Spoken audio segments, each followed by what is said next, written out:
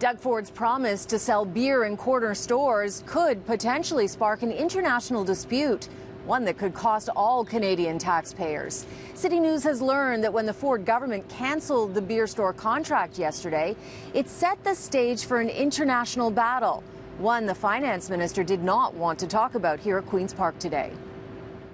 It's within our power to legislate this bad deal away from the people of Ontario, and that's exactly what we intend to do. Whether the province can simply break a contract through legislation is debatable. What isn't up for debate is the beer store is owned by 3 multinational companies that can appeal to their country's trade agreements with Canada for compensation. Molson Coors is a U.S. company. It can appeal the Ford government's decision to NAFTA. Labatt is owned by InBev, based in Brussels, and can appeal to CETA and WTO.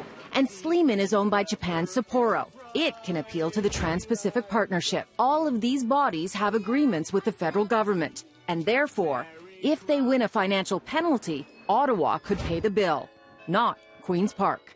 Watch as the finance minister ignores direct questions about it. Are you potentially shunting this off to the feds and making it their problem?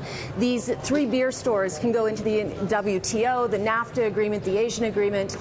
Are you just making it a federal issue down the road? Well, again, most people in Ontario don't realize that the government doesn't own the beer store. It's owned by 3 global beer multinationals. Yes, we own the LCBO. The taxpayers of Ontario own the LCBO, but we don't own the beer store. You did not answer the question. Could you answer the question, please? Are you shunting this off to the feds? We will, through legislation, cancel the deal with the beer stores. Yesterday, the Ford government canceled the beer store's contract 4 years into its 10-year deal, so beer could be sold in corner stores. It claims it has the power to kill the deal and potential penalties through legislation.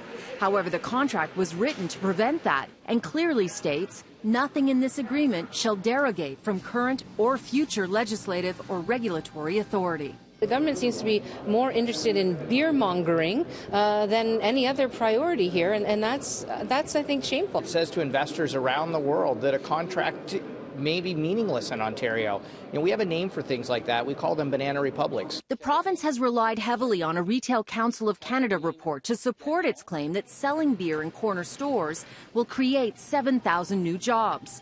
However, the Retail Council is a lobby group and benefits from the expansion of beer sales.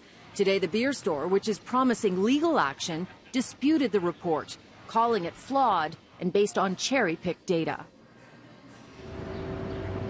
Now, in addition to potential international fines, the province could also face hundreds of millions of dollars in penalties for breaking the beer store contract. Now, it might be using this legislation to make a further bargaining standpoint to try and reduce those penalties. Clearly, negotiations with the beer store are not going well. So the question is, why is the Ford government pushing this through so quickly and wanting to break the contract? Well, it was a campaign promise, and selling beer in corner stores is popular with voters, particularly Doug Ford's base.